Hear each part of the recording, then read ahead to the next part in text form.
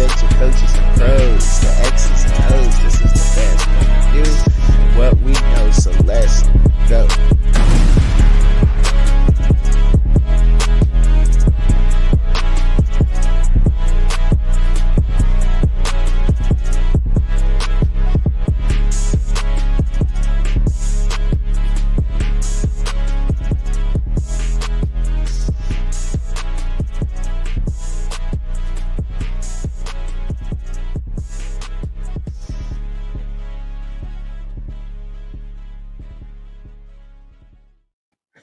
What's up, y'all? I'm back.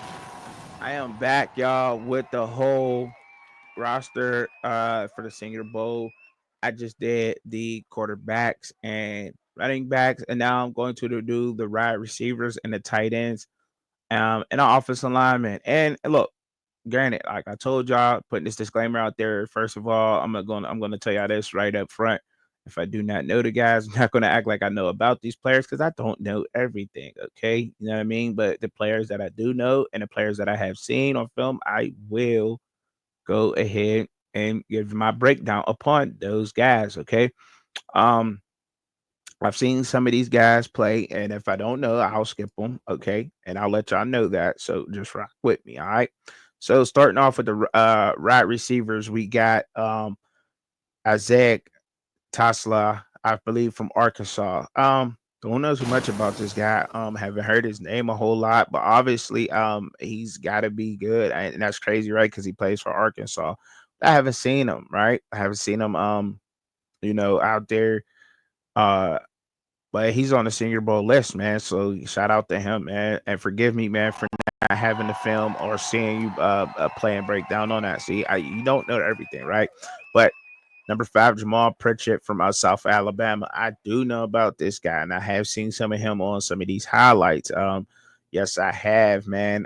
Absolutely good, man. All around guy. He's really good at route running, and I think that's like I'm possibly going to judge a lot of these guys and say that they have good route running. I want to go ahead and put that disclaimer out there also because you know this part of the regimen, obviously, at being a wide receiver, is coming in with good route running. But I think the thing that separates some of these guys, and it has to at this point, because the regimen, the training that these guys go through on a year in year out basis, you know what I'm saying, is can they contort their bodies for catches? Can they jump and get a 50-50 ball? Can they catch a ball with a guy draped all over them, pass interference type of style. You know what I mean? Like that's what separates these receivers because running routes, I mean, is almost like they can do that in their sleep now. But elite route running is something that is rare, and that word is used loosely now. But because when you have elite route running, you cause separation, right? And that's what happens. And I will be saying that I think that somebody has elite route running, believe it or not, but they're not. I don't think they're on this list right now. I think good route running's on here, but yeah, he's a tight end, but he's on the other roster. But we'll talk about him later. Okay, we'll talk about him next. I should have did both rosters, with the running backs and quarterbacks together, but I'll give that to you on another one. All right, so yeah, but Jamal Pritchard from South Alabama, absolute baller, man, very good guy. Running, like I said, his route running's good.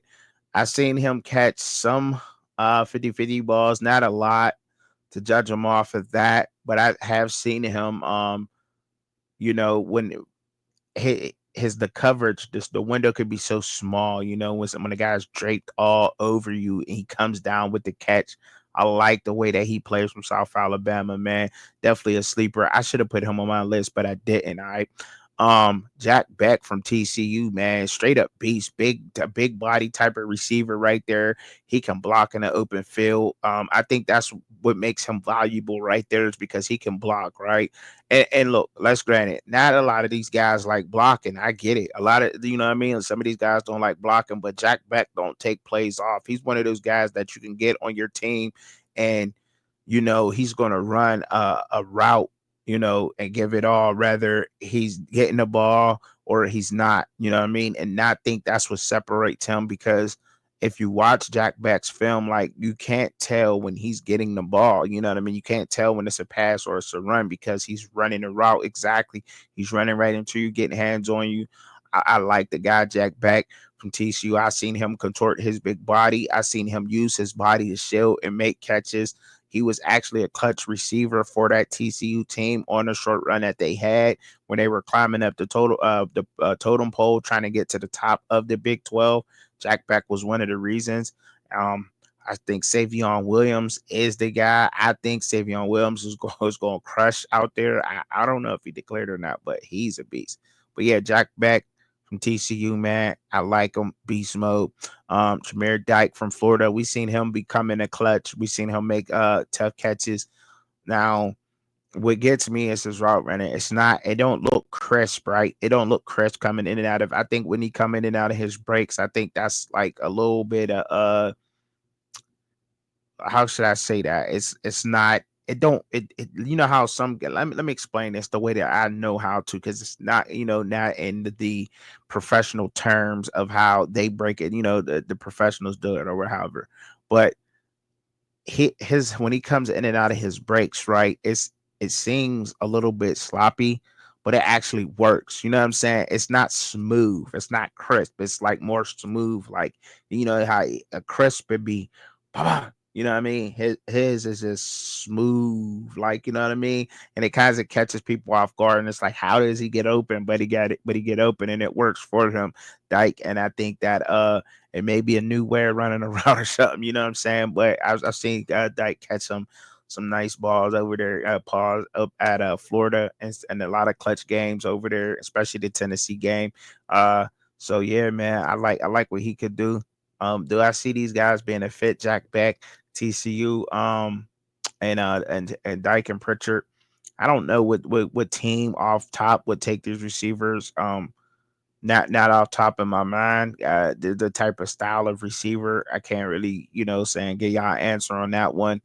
But some other guys, yeah, I can get it. But whatever guys they get to, I know these guys will probably they all probably need some more work. These rookies, and develop some more and possibly get a starting spot in the future. But I do know some guys that can go in and absolutely help right away, right? And I'm gonna speak on them as I get to them.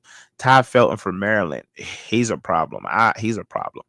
Ty Felton from Maryland is a problem. I think he caught a touchdown, I think, in this game, I have to believe. Like, I seen him ball in a Big Ten. I seen him do a little bit of everything at the right receiver position. Just a hard working type individual. Likes to block and get out in the field, make a block too. Um, I think he could work on that. And no, I've seen him block and he can do it, but he gotta put more effort into, you know, um, a disguise in it. You know what I mean? To me, you know what I mean? Just to me, gotta show that effort on every play, and I think that can help him out with his game with Ty Felton. But I like Ty Felton. Think he's nice. He was one of the um most talked about receivers this year, or even like in a fantasy on your fantasy board, you probably had a Ty Felton on your team. Maybe let you down on some of the games, but I all in all, Ty Felton from Maryland, man, I think he's a solid guy. Um, Special teams type of guy. I don't think you got to reach for him. But this next guy, Aaron Smith from Georgia, I don't know how Aaron Smith. I don't know how in the world he did, like Georgia and Carson. Him and Carson Beck was like he had a thing with dropping passes, yo. With Carson Beck, yo, he like I don't know if Carson Beck was throwing too hard to these guys. I don't know you know what I mean, or what it was going on. But Aaron Smith, he was getting open, in the games in Georgia. But what he showed in the Senior Bowl again, these one on ones, man, he gave a lot of guys the work out here. I don't care, you put him up against somebody up out here at the Senior Bowl and these and them one on ones with those corners and with the DBs, and man, he was putting the work in. His route running is very crisp. He definitely has good route running, almost to that elite status. I'm not gonna front because he knows how to create separation or running a route. Got to see it for yourself. His hands was on point today. But it wasn't Carson Beck throwing the ball, but that his hands was on point. Throughout the workouts and the one-on-ones that I've seen with him, Aaron Smith, I think that helped him absolutely climb up a lot of people's boards from Georgia. That right receiver, man, Georgia guys, man, they're tough. Those Georgia receivers are tough. They got to be able to block. And look, I'm not gonna sit here and say that there's another Hines Ward, but come on, Aaron Smith, come on over to the Pittsburgh Steelers, man. We can use a guy like you, man. You're up in the AFC North, man. You know what I'm saying? As long as you ain't gonna be dropping them passes, you're gonna catch them. No, we good. We are good. But his separation was very good, very great. Kobe Hudson from Central Florida was always. I thought that he was going. A lot of us thought that Kobe Hudson from Central Florida was going to show up against, Colorado when they played them because Kobe Hudson was a good receiver. He get transferred over there to Central Florida, spent his last year, but Kobe Hudson he can fly, can run.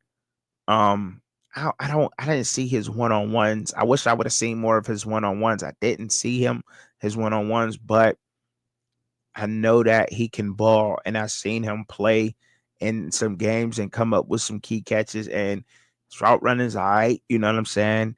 Not a bad guy, but his speed, I think, is what's going to separate him from some of the pack. You know what I mean? He's not because he knows exactly how to use it. You know what I mean? Like it's tough to say what's the word that I'm looking here for because it's not his separation. From he can create separation.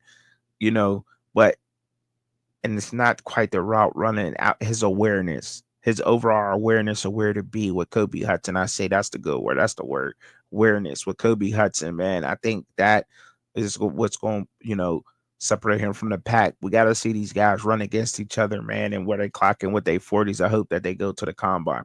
Jalen Royals from Utah State, absolute beast, absolute beast, absolute beast. You hear me? Man, giving it the guys in the one on ones.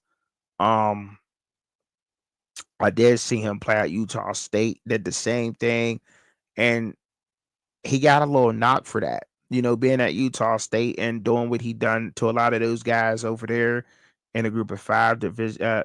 He did it against a group of five competition. Well, he came out here in the one on ones and gave it to a lot of these cornerbacks. Did the same thing. Jalen Royals is a very well-rounded receiver. That is the word for him. Very good, well-rounded receiver. He ain't the guy that got the fastest feet, right? But it's good. He ain't the guy that got the elite route running, right? But it's good. He ain't the guy that got the best 50-50 ball, right? But he's good. So what's the word here for him? Clutch. I think he can be a clutch receiver. I do think that Jalen Royals can go to a team right now in the NFL and provide some help. I do think that he can go in there and do that. Jalen Royals, I believe so. Hey, maybe I'm wrong, but I do think Jalen Royals got it, man. It's just me. Maybe it's just me. All right. Um, these tight ends, man. CJ Dupree, man, from Alabama. No, I know about him. I like CJ Dupree from Alabama. Um, but he's not the top receiver. I think these guys on this side are more blockers. If Jake Bringus Tool from Clemson, C.J. Dupree from Alabama, Thomas Fedona second from Nebraska, and Jackson Halls from Georgia Tech. Jackson Halls, I think, is probably one of the better blockers. You know what I mean? Like they ran the ball and they did, he did catch the ball, and he was used a lot in that Georgia Tech offense. With Hayes King, he was used a lot and came through in some clutch moments. I like Jackson Hall's good blocker. He get a check mark from me for a tight end as a good tight end. Thomas now, and if I'm judging them to the next level right now, these guys, it's crazy to say, but right now they're not mid going towards good. You know what I'm saying? I gotta give them that right now to see because we don't really know. You know what I'm saying? And I gotta be fair here. CJ Dupree, I think he got the size. I think he got everything to from Alabama to take him to the next level. But what will he do? You know what I'm saying? What will he do? Will he go into the NFL and say, okay, I'm content with being a mid NFL guy or at tight end, or will he go in the NFL and step his game up and be what I think that CJ Dupree can be from Alabama? And that's probably one of the better tight ends out of this tight end draft because them guys right here are overrated, but these guys can block. So we'll see what these guys can do over there at the next level. All right.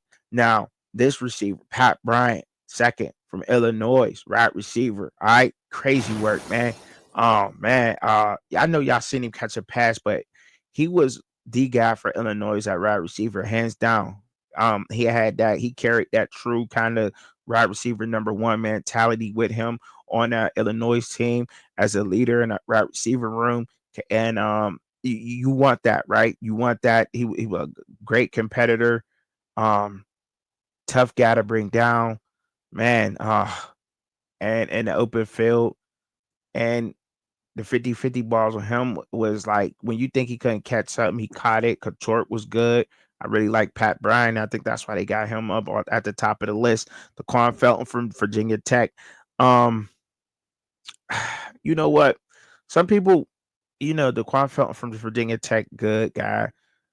I think some things was lacking with him. Like I didn't like his effort. You know what I mean? I didn't like his blocking effort. I gotta keep it a buck. I didn't like it at times. Now, if he showed it and he wants to do it, yeah, cool. But I just didn't like the effort I seen from him at some time. That's just me though. You know what I mean? Um, but if I got it, but he is a good receiver in college. He was a good receiver in college. But if I got to put him up to the next level, um, I don't know if that fits, just another guy that I think that needs to go and develop on some things, be okay and working his way up from special teams to get on the field and yeah, and work his way up to the top of the pole because having seen some of the things that I've seen out of him from Virginia Tech because I just didn't see consistency from him at all throughout the year. Daquan Felton, I didn't see a lot of consistency at receiver. Now I could be tripping, but y'all help me out here, right? Yeah, I could see that, and I didn't see a lot of consistency. Xavier Restrepo from Miami, y'all know I'm big on him. I got called crazy because I think that before in the preseason, I did a breakdown of receivers. Travis Hunter, Xavier Restrepo, Luther Burton, Amika Buka. I kind of did a little film breakdown on them, and you know what? Xavier Restrepo, he presented everything. He presented everything. Everybody had everything. Um, and that what separates him is the fact that he likes to get down and dirty, man. He likes to block. And he knows how to sit in the zone. I think that Xavier Restrepo might be one of the most underrated receivers in this year's draft. Him and Kyle Williams from Washington State. Honestly, look, and Jaden Higgins is no slouch neither. He's a big body, Jaden Higgins, and he definitely could block too. But he's a big body type of guy. But but I'm talking about Restrepo right now. But yeah, him and Xavier Restrepo and Kyle Williams are absolutely two guys. Um, that are very underrated at the receiver position to me in this year's draft. And it's crazy to me, man. I'm like, I can't believe it. I really cannot believe that Xavier Restrepo is probably not like looked at as being one of the first receivers to come off the board because I absolutely believe deep with everything I can that Xavier Restrepo is and was one of the best receivers in college football. Now, did he lead the FBS in receiving yards? No, but he leads in Miami right now with a lot of those records. And Xavier Restrepo can absolutely do everything all those other guys can do. You know what I mean? I just don't take a word from me. Look at the film. Watch the film on Xavier Restrepo last year's and this year, and he's consistent game in and game out. Xavier Restrepo was consistent, clutch. He showed a lot to me. Like absolutely believe that he should be the first receiver taken off the board, and I say that with saying because I don't know if I've seen consistency out of Luther Burton this year. I don't know if I've seen because even with T Mac at times, T Mac he's an absolute beast. He had a 300 almost what it was almost a 400-yard game, 300-yard game, something like that, and and that's what got the bulk of his receiving yards this year. But when it came to consistency and stepping up in big games, sometimes I just didn't see that from T Mac to be. If I'm keeping it all the way, buck, that's not taking away. I'm not saying that T Mac is garbage. I'm not saying that but consistency, the most consistent receiver. If we're talking consistency, Xavier Restrepo has it, and I'm not just saying that because I'm a fan. It's a fact. It's every game you've seen Xavier Restrepo go in there game in and game out. Not saying that you didn't see that from T Mac, but there were some games when T Mac was quiet. Nobody in the ACC can quiet down Xavier Restrepo. Nobody did. Nobody did. Not no. Now I don't think that one team could actually sit there and be like, "Well, we quiet Xavier Restrepo, right?" Because he just didn't. It was clutch. Cam Ward liked them in a pinch, and if your quarterback want to go to you in a pinch and believe that, you gotta have that clutch gene. So shout out to Xavier Restrepo, man, from Miami, wide receiver, absolute beast, man. Jay Higgins from Iowa State. I don't know too much. You know what? Jay Higgins and Jay Noel, like Jalen Noel, they were like two peas in a pod. They worked together a lot. Very unselfish guys. I think those are two team guys that want to get better at receiver. I think those are two guys that you can get in the later rounds that are good receivers. And that want to get better and want to develop and want to work hard. So to me, those two guys right there, that alone right there separates them from the pack to me. Right now, will these guys probably go into the are they going to lead the stat sheet? Probably not, because they're great team guys. You know what I'm saying? It's rare to have two receivers like that. To me, be invited to a Senior Bowl on a great team like Iowa State, but also hard working individuals. Put their blue car, put the lunch pail hard hat on, lunch pail in hand. Let me show up to work. Let me get better. Let me help this team in any way that I can by being on the field and trying to get on the field and be better every day. And I think that's what you're going to get out of those two guys from Iowa State, or Jaden Higgins or Jalen Noel, man. I mean, they proved it this year. None of those, because at times, especially, it wasn't a time where you seen one of those guys fight for the ball and say, I want the ball. You know what I mean? They ran their routes and they got the ball whenever they got the ball. And that's why I think that's what made Iowa State good. And I thought that Iowa State would be a lot better because the unselfishness on that football team. So big ups to Jaden Higgins and Jalen Noel, man, from Iowa State. I think those are two guys that most definitely will be drafted, man, because of their attitude alone. And I'm pretty sure that that's what the analysts will probably have to say about those guys when those guys' names are called in the later rounds. Like, just two guys that you want on your team, because they will make your wide receiver room better. Period, and become great leaders and a lot of years of their careers in the NFL. I would like to have one of those guys. Kyle Williams from Washington State, another one of those guys, man. Washington State. What's Washington State's quarterback's name? Put it in the chat right now. So how long did it take you to put the name of the quarterback? Did you have to look it up? Okay. Kyle Williams, Washington State, man, straight up beast. I made a video about him and talking about him on my underrated guys in the draft and the draft diamonds. I think that he is without a doubt a beast. He's one of the top receivers and receiving yards in college football. But not only that, Kyle Williams surprised me. With his attitude, he's matured so much. You know what I'm saying? I think there was some trouble early on in his college football career, but who's ain't? You know what I'm saying? You're a young man in college. But Kyle Williams matured, and he's a straight up beast, straight up dog, man. I like his attitude. I like his moxie. I like everything about Kyle Williams, man. His route running, and and then when you look and see his route running, and when you see his route running and his ability to contort and catch the ball, knowing where the sidelines at and everything, Kyle Williams, you getting a dog of an NFL receiver right there, bro. Like, he's a dog. And I do think that he can. And I'm surprised that this team didn't win. For real, with these guys, I'm surprised that they did not win. So yeah, shout out to him, man. Straight up, Kyle Williams. What's up, man? What up? Jalen Lane for Virginia Tech. Maybe I got him and Daquan Felton mixed up earlier. I don't know. No, I didn't. I don't know. But Jalen Lane, not that.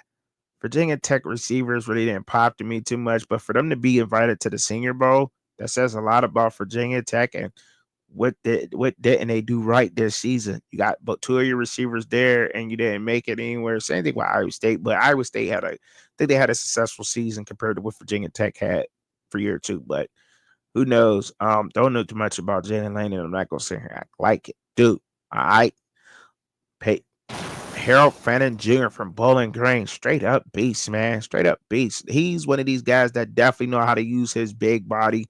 Um, in situations. Harold Fannin Jr. from Bowling Green, man. G5, so what don't matter. Did it in a G5, and I came out here. He did it again in the Senior Bowl and the practices against a lot of these guys, man.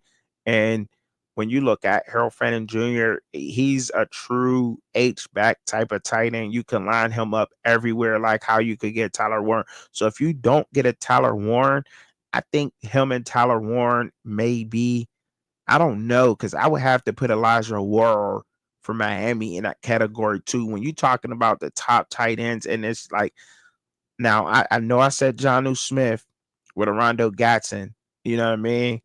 And but there's some tight ends, man. Rondé Gatson, I like him. He's high on my board. I think that for tight ends, I think Harold Fannin Jr. is high on my board from Bowling Green. Elijah Ward from Miami's high on my board, and Tyler Warren from Penn State. But Harold Fannin Jr., he could do it all. Line him up.